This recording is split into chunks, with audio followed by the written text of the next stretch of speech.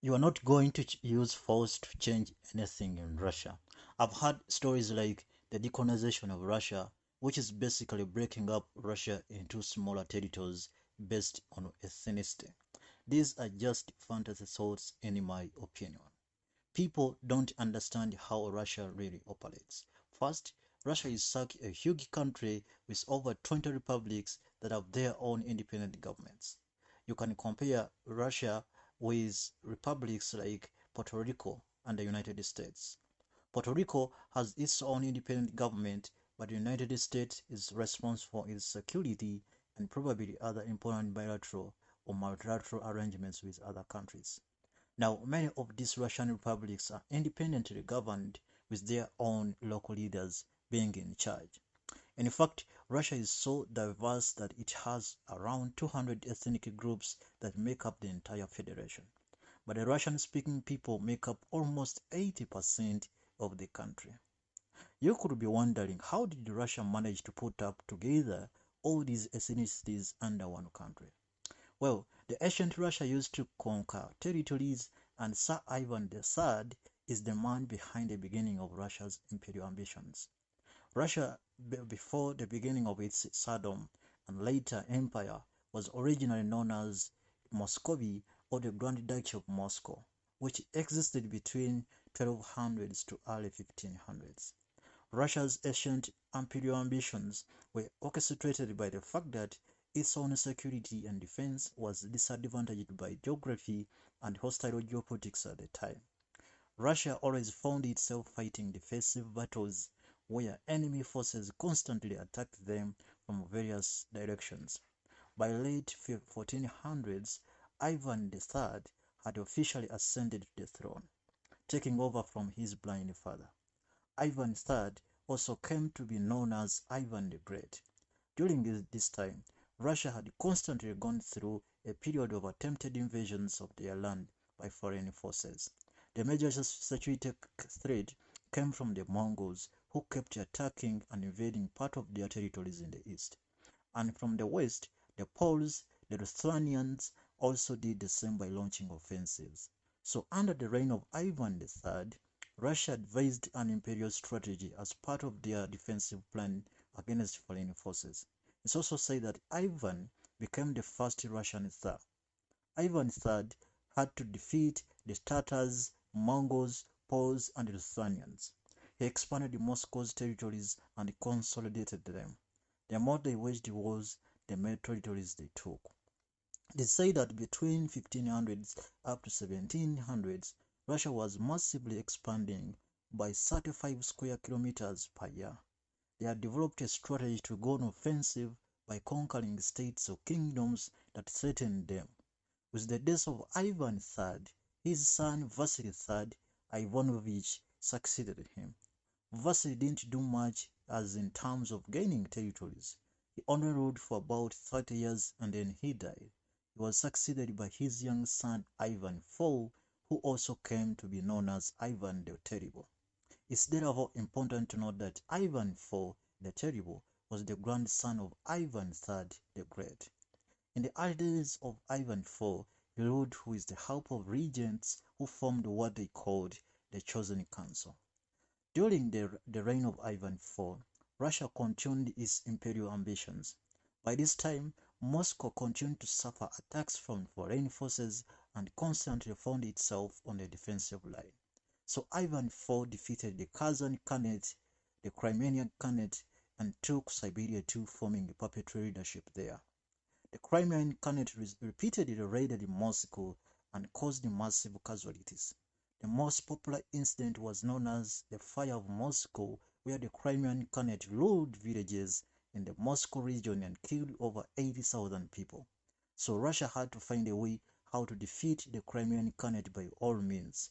They also had to take over Siberia because its leadership at the time was increasingly vocal against the Tsardom of Russia.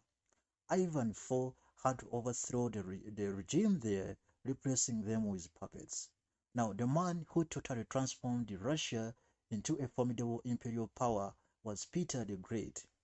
This guy conquered other empires, including putting an end to the Swedish supremacy at the time.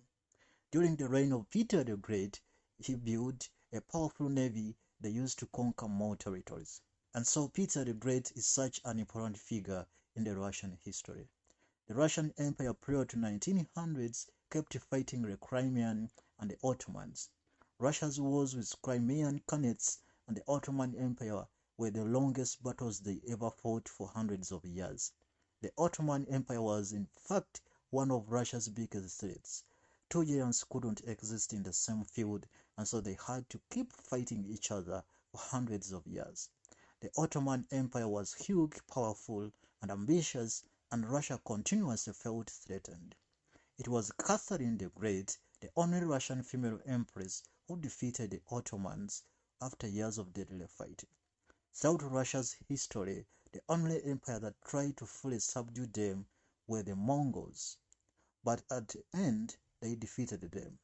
Now let's talk decolonization. The idea of decolonizing Russia would mean disintegrating the current geographical state of Russia into smaller countries based on ethnicity. This would mean that Russia would have to go back to its pre-Saddam size before the 14th century.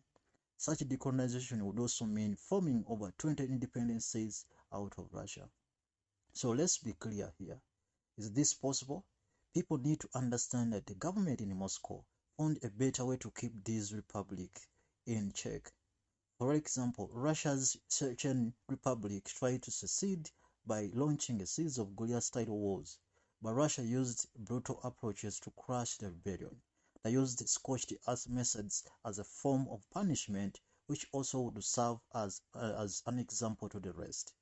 The Kremlin went ahead and groomed their own loyalists in Chechen and established them as leaders there. If you've heard of this guy called Ramzan Kadyrov, you would understand what I'm saying. Ramzan Kadyrov is basically Russian mafia used by the Kremlin to do whatever he wants other than trying to instigate secessionist chaos in Chechen. He can do whatever he wants, including murdering anybody anytime he wants, and Moscow won't care at all as long as he doesn't go rogue. So one way Russia keeps these republics in checks is installing resource leaders like Ramzan Kadyrov and allowing them to do whatever they want, including amassing wealth. The second strategy is that the Kremlin has its own hit squads, probably under the ranks of the Spetsnaz or the FSB, who constantly monitor the behaviors of the politicians in these republics. When they find out that you are going rogue or you're trying to instigate a rebellion against the Kremlin, you will be eliminated within minutes. And so guys like Kadyrov clearly understand the consequences of revolting. This is why they can do whatever they want, but they will never try to go against their masters in Kremlin, as this will mean their end. The third reason is that Russia, being such a huge country, means that a lot of its citizens don't have an open-minded view of the world. Many are still interlocked with the Soviet-style nationalism, and this is something that usually unites these people. For over 100 years, Russians have been programmed by their leaders that foreign forces are their enemies.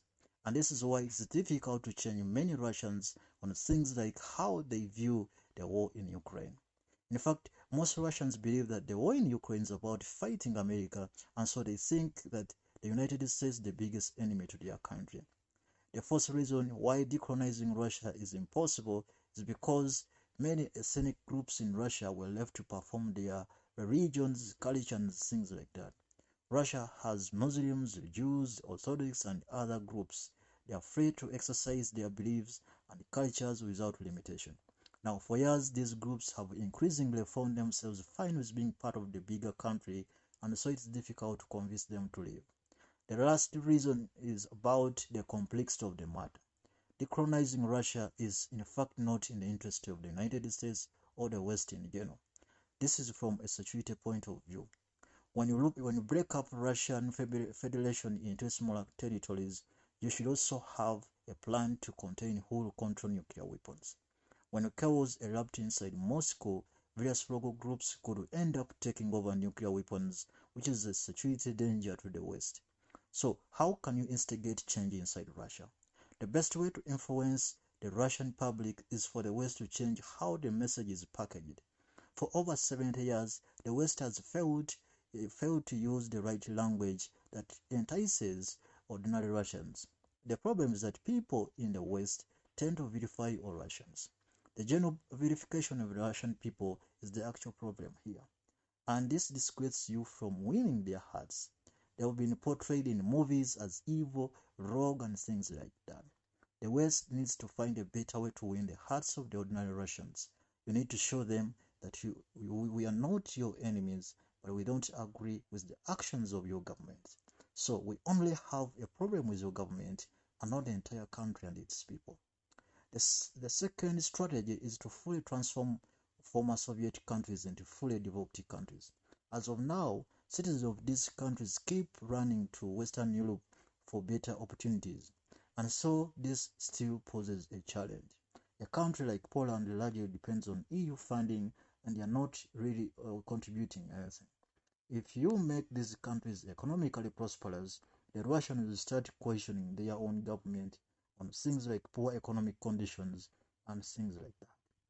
If you like this video and you want to read more about stories like these, you can follow my website and I'll leave a link in the description.